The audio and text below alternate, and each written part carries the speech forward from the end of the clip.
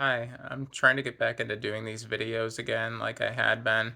I know I hadn't been really consistent in the past few weeks or so, and I did make a video kind of explaining what was going on, having health issues that I've been dealing with for a while now, but that had kind of gotten worse, I guess you could say, for lack of a better way of putting it. And it did result in me going to the hospital, and I followed up with the gastroenterologist on August 2nd, and that went really well, I think. The lady I saw was really nice, and she ordered some blood work to test for um, vitamin deficiencies, which would be something that would be a problem if I have the small intestinal bacteria overgrowth thing. She also ordered a breath test to test for that and an endoscopy, which I'm going to have on October 1st. And while I'm really nervous about it, I'm also excited just because, things are being done and they're trying to help me figure out what's going on instead of me kind of just having like a blanket diagnosis of IBS. So I'm happy about that. I went and got the blood work done today. I don't know if I can show it very well. Yeah, there it is. Uh, yeah, I went out earlier and did that today, and it was actually really nice out. I wish it was still that nice out. It was a beautiful day. It was nice to be out. Even though I don't really like going out very much still. Hoping that improves as I improve. Yeah, because I still struggle with like how I feel about my appearance and everything, but that's been getting better, thankfully, which I wanted to get into talking about. I started taking some new things like a zinc supplement and magnesium and a vitamin B mixed with like B2, B6, and B12, taken sublingually to all three of those are supposed to help with like digestive things, like the kind of problems that I have. And I've noticed a big improvement there. And I also started taking an oral vitamin A supplement, which helps with acne too. And technically, it's what's in the topical stuff that I have from the dermatologist, and it's also what's in Accutane, though the amount of it is significantly greater than what I take. So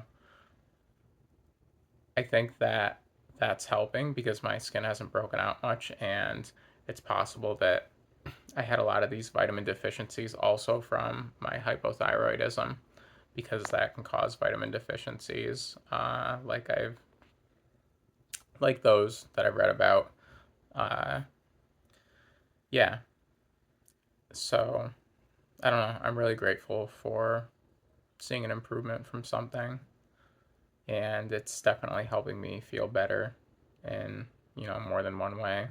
Like having my gastrointestinal issues not be like severe and debilitating to the point where I feel like I need to go to the hospital is great, both for me, like physically and mentally. But also the improvement in my skin is too. And that's really, really nice, especially like dealing with these problems since even before my adolescence, it started to become a problem.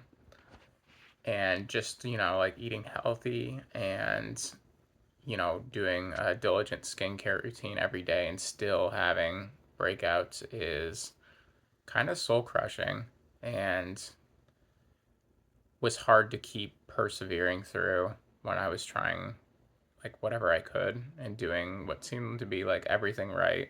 Not having sugar, not having gluten, not having dairy, not having any of the other things that aggravate my, digestive system. Just not getting the results that I felt like I should from doing all that too. And yeah, so to like have something that's working is just something that I'm so grateful for that I can't even really like put it into words almost. And I hope that, if somebody else is watching this and they've kind of been in a similar position, that maybe this can help them. That would be really awesome. If I could help even one person, I think that would make me really happy because I know, how awful it feels. So, yeah, I'm not really sure what else to say about that. It's still kind of tough for me to do these. And honestly, it was kind of nice, at least in that regard, not doing them. Not that I want to stop doing it, but it did feel like some stress taken away, at least. And I think I needed that while I was going through the things that I was going through. But I want to keep doing this, both, because I think it could be good for me and maybe even good for other people. And I think that's something that's good all around. So, yeah, there was some other things that I wanted to talk about, like uh, I usually would have done an update on, another month of estradiol and dutasteride. And I still want to, though I really don't feel like I have much to say. I stopped taking the ashwagandha again, like for maybe like a little under a week now.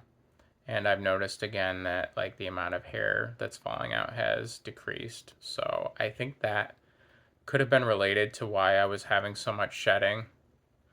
I did read some things online about, ashwagandha boosting testosterone, and even somebody saying something like along the lines of because it inhibits cortisol or whatever, that testosterone or DHT or both or something attached to the receptors or something like that. I apologize if I'm wrong with what I'm saying because it is just things that I've read online on places like Reddit.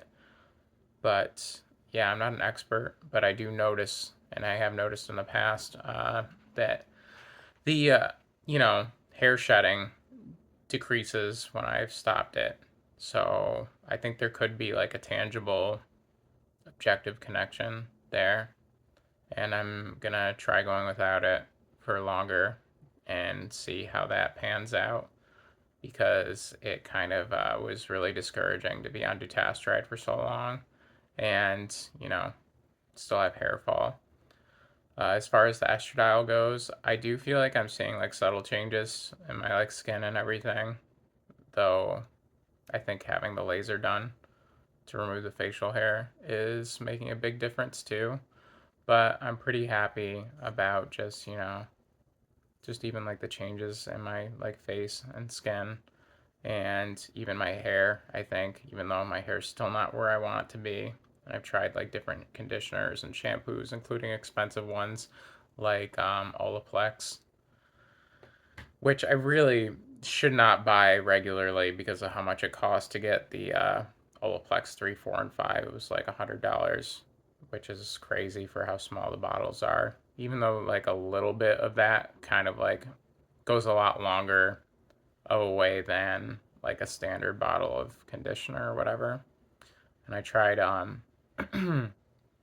I tried one from Tresemme that has keratin in it, but I felt like it made my hair look kind of clumpy around the top, but then didn't do anything for the hair down here, even when I like specifically like targeted those areas more to where it would look kind of like uniform. Maybe the hair down here is just too damaged, even for like the Olaplex that I tried to kind of fix, and it just needs to be cut. Unfortunately, the last time I tried to contact the person I've been going to get my hair cut by, they didn't pick up. Don't know why. Maybe they were busy or not there. I don't think it has anything to do with me because I always tipped like 50% just because I respect, people doing those kinds of jobs, and she doesn't charge a lot. Uh, yeah, I don't know. It's time for me to wrap this up. I'm glad that I did do this though, and I hope it can be helpful to somebody. And yeah, whoever's watching this, I really appreciate it. And I wish you the best and for things to be good. And please take care. I'll see you next time. Bye.